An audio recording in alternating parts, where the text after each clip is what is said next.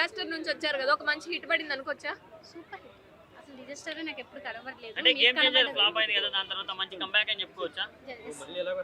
జాన్వి గారి అంటే ఇది one man show. Janhvi Kapoor ఎక్కడ కనబడదు, జస్ట్ ఏదో తను హీరోయిన్ గా ఉంది అంతే. కొంతమంది లాగ్ అయింది అంటున్నారు, దాని గురించి ఏం చెప్తారు? లేదు, అలా ఏం లేదు, నాకేం అనిపించలేదు. సో దేని గురించి స్టోరీ? స్పోర్ట్స్, మొత్తం స్పోర్ట్స్. చిన్నప్పుడు చిన్నపిల్లలు మనం ఎంత స్పోర్ట్స్ వాడేవాళ్ళము, ఇప్పుడు అలా కాదు. అందరూ చిన్నపిల్లలు అందరూ క్యాండీ క్రష్, జస్ట్ పబ్జీ, చాలా ఎడిక్ట్ అయిపోతున్నారు ఫోన్కి. చాలా స్కామ్స్ కూడా దానివల్లే జరుగుతున్నాయి. ఇప్పుడు స్పోర్ట్స్ గురించి ఒక ఊహ, ఎలా ఆడాలి, ఎక్కడున్నాము, మనం ఏం చేయాలి అన్నీ చూపించారు ఆ మూవీలో. అంటే రామ్ చరణ్ గారికి రెండో చెప్పారు, రెస్లర్ చెప్పారు, క్రికెటర్ చెప్పారు, మరి ఏ స్పోర్ట్స్ మ్యాన్ అయినా? ఆల్రౌండర్. మీకు ఏ స్పోర్ట్ నచ్చింది Ram Charan? Cricket.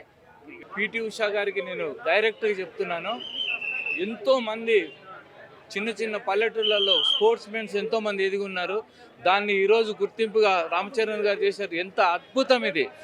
Central government కూడా గుర్తించి పిటి ఉషా గారికి కూడా ఈ మంచి స్పోర్ట్స్ వాళ్ళందరినీ వెలికి తీసేసి ఇలాంటి మంచి మెసేజ్ ఇచ్చినందుకు రామ్ చరణ్ గారికి చాలా అభినందనలు, చాలా థ్యాంక్ యూ. ఫైట్స్ అయితే సూపర్, మామూలుగా లేవు. ఏ సినిమా లేని విధంగా ఫైట్స్ అలా చేశారు ఫైట్ మాస్టర్స్, వాళ్ళందరికీ నిజంగా గ్రేట్. డైరెక్టర్ అయితే చాలా చిన్న డైరెక్టర్, ఏం చేస్తారనుకున్నారు, కానీ అంత పెద్ద సినిమా రామ్ చరణ్ గారు అవకాశం ఇచ్చారు. నిజంగా స్పోర్ట్స్ వాళ్ళందరూ దీన్ని గుర్తించి ప్రతి ఒక్కరు చూడాల్సిన సినిమా ఇది. స్పోర్ట్స్ మెన్స్ అందరూ చూడాలని చెప్పేసి మనస్ఫూర్తిగా కోరుకుంటున్నాను. Thank you. చాలా బాగా ఉంటుంది కదా క్రాస్ ఓవర్ అథ్లెట్ అని. నేను మూవీ చూసినాక చెప్తున్నా, క్రాస్ ఓవర్ టీఎఫ్ఐ యాక్టర్ అని చెప్పచ్చు.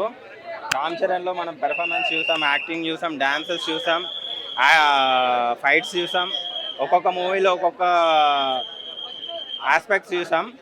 కానీ అన్నీ కలిపిన సినిమా ఏదైతే ఉంటుందో అది పెద్ద మూవీ. బుచ్చిబాబు గారు ఏదైతే చూపించాలనుకున్నారో, ఆడియన్స్కి ఏదైతే ప్రజెంట్ చేయాలనుకున్నారో పర్ఫెక్ట్గా ఎగ్జాక్ట్గా చూపించారు.